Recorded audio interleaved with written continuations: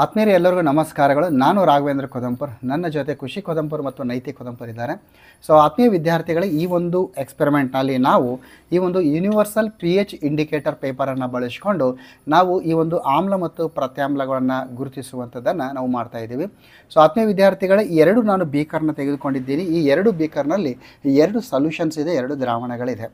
So ಈ ಒಂದು ಸೊಲ್ಯೂಷನಲ್ಲಿ ಯಾವುದು ಆಮ್ಲ ಇದೆ, ಯಾವುದು ಪ್ರತ್ಯಾಮ್ಲ ಅಂತ ನನಗೆ ಗೊತ್ತಿಲ್ಲ, ಯಾವುದು ಎಸಿಡ್ ಮತ್ತು ಯಾವುದು ಬೇಸ್ ಅಂತ ನನಗೆ ಗೊತ್ತಿಲ್ಲ. So using some universal indicators ನಾವೇನು ಮಾಡ್ತಾ ಇದ್ದೀವಿ ಅಂದರೆ ಪತ್ತೆ ಹಚ್ತಾ ಇದ್ದೀವಿ ಇದರ pH ಎಷ್ಟಿದೆ ಮತ್ತು ಇದು ಎಸಿಡ್ ಅಥವಾ ಬೇಸ್ ಅಂತ.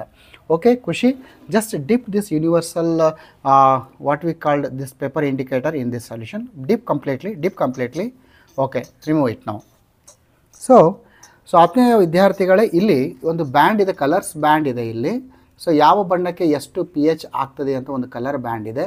ಸೊ ಈಗ ಖುಷಿ ಜಸ್ಟ್ ಕಂಪ್ಯಾರಿಸನ್ ಮಾಡಿ ಯಾವ ಕಲರ್ಗೆ ಇದು ಮ್ಯಾಚ್ ಆಗುತ್ತೆ ಅಂತ. pH2. ಸೊ pH2ಗೆ ಇದು ಕಲರ್ ಕಂಪ್ಯಾರಿಸನ್ ಆಗ್ತಾ ಇದೆ pH2ಗೆ. ಸೊ ಹಾಗಂದರೆ ಸೊ ಈ ಒಂದು ಸೊಲ್ಯೂಷನಲ್ಲಿ ಏನಿದೆ ಅಂದರೆ ಆ್ಯಸಿಡ್ ಇದೆ ಅಂತ ಅರ್ಥ. ಸೊ ಏನಿದೆ ಇಲ್ಲಿ ಆ್ಯಸಿಡ್. ಈ ಕಲರ್ ಬ್ಯಾಂಡನ್ನು ಇನ್ನೊಂದು ಸಲ ನೀವು ಕಂಪ್ಯಾರಿಸನ್ ಮಾಡ್ಬೋದು. ಸೊ ಆ್ಯಸಿಡ್ ಇದೆ ಅಂತ ಅರ್ಥ. So next Naitik. So Naitik just dip the universal paper in this solution. ಕಂಪ್ಲೀಟಾಗಿ ಡಿಪ್ ಮಾಡಿ. Yes, remove it. Yes. So comparison ಮಾಡಿ. ಇಲ್ಲಿ ಕಲರ್ ಬ್ಯಾಂಡ್ ಇದೆ. ಸೊ ಕಲರ್ ಬ್ಯಾಂಡಲ್ಲಿ ಕಂಪ್ಯಾರಿಸನ್ ಮಾಡಿದಾಗ ನೈತಿಕ್ ಯಾವ ಕಲರ್ಗೆ ಸಿಮಿಲರ್ ಆಗ್ಬೋದು ಇದು ಅಪ್ರಾಕ್ಸಿಮೇಟ್ಲಿ 10.5. ಸೊ 10.5ಗೆ ಕಲರ್ ಕನ್ವರ್ಟ್ ಆಗ್ತಾ ಇದೆ. ಸೊ ಇದು ಸ್ಟ್ರಾಂಗ್ ಬೇಸ್ ಆಗಿದೆ. ಸೊ ಈ ರೀತಿ ನಾವು ಈ ಒಂದು ಕೊಟ್ಟಿರುವಂಥ ಕಲರ್ ಬ್ಯಾಂಡನ್ನು ಕಂಪ್ಯಾರಿಸನ್ ಮಾಡಿ ಈ ರೀತಿ ಬೇರೆ ಬೇರೆ ಸೊಲ್ಯೂಷನ್ಸ್ನಲ್ಲಿ ನಾವು ಈ ಒಂದು ಪೇಪರ್ಸನ್ನು ನಾವು ಡಿಪ್ ಮಾಡಿ ನಾವು ನೋಡಬೇಕು.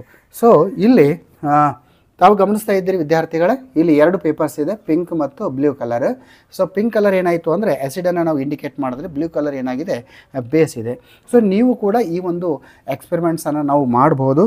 ಸೊ ಈ ಒಂದು pH ಇಂಡಿಕೇಟರ್ ಪೇಪರ್ ಯಾವ ರೀತಿ ಬರ್ತದೆ ಅಂದರೆ ನಮಗೆ ಬೇರೆ ಬೇರೆ ಕಲರ್ಸ್ನಲ್ಲಿ ಬರುತ್ತೆ. ಸೊ ಇಲ್ಲಿ ನಮಗೆ ಎರಡು ಇದೆ, 2 pH, 4 pH, 6 pH, 7 pH, 8, 9, 10 and 10.5. So ಇಷ್ಟು ಬ್ಯಾಂಡ್ಸ್ನಲ್ಲಿ ಇದೆ. ಸೊ ನಾವು ಏನು ಮಾಡ್ತೀವಿ ಅಂದರೆ ಸ್ಟ್ರಾಂಗ್ ಮತ್ತು ವೀಕ್ ಆ್ಯಸಿಡ್ಸ್ಗಳನ್ನು ತೆಗೆದುಕೊಂಡು ಸೊ ಮತ್ತೊಂದು ಎಕ್ಸ್ಪೆರಿಮೆಂಟ್ ಮಾಡ್ತೀನಿ, ನಿಮ್ಮ ಎದುರುಗಡೆ ಲೈವ್ ಆಗಿರುವಂಥ ಒಂದು ಎಕ್ಸ್ಪೆರಿಮೆಂಟ್ ಮಾಡ್ತೇನೆ. ಸೊ ಇದೇನಿದೆ ಅಂದರೆ ನೀರಿದೆ.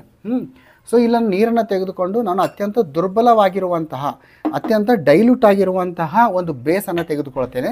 ಸೊ ಅಲ್ಲಿ ಪೇಪರ್ ಇಂಡಿಕೇಟರ್ನಲ್ಲಿ ಯಾವ ರೀತಿಯ ಬಣ್ಣ ಬರ್ತದೆ ಅಂತ ನಾವು ನೋಡೋಣ. ಸೊ ಅತ್ಯಂತ ದುರ್ಬಲವಾಗಿರುವಂಥದ್ದು, ಭಾಳ ವೀಕ್ ಆಗಿರುವಂಥ ಒಂದು ಬೇಸನ್ನು ತೆಗೆದುಕೊಂಡಿದ್ದೆ ನಾನು. ಎಸ್ ಖುಷಿ, ಜಸ್ಟ್ ಟೆಸ್ಟ್ ಮಾಡಿದ್ರಲ್ಲಿ ನಾವು ಬಹಳ ದುರ್ಬಲವಾಗಿರುವಂಥ ಒಂದು ಬೇಸನ್ನು ತೆಗೆದುಕೊಂಡಿದ್ದು. ಡಿಪ್ ಮಾಡಿ. ಸೊ ಡಿಪ್ ಮಾಡಿ. Okay, even how. ಸೊ ಇಷ್ಟು ಒಂದು ಡೈಲ್ಯೂಟ್ ಆಗಿರುವಂತಹ ಒಂದು ಸೊಲ್ಯೂಷನ್ ತೆಗೆದುಕೊಂಡ್ರೂ ಕೂಡ ಡಾರ್ಕ್ ಆದ ಕಲರ್ ಇದೆ. Still it is having the pH about 10.5.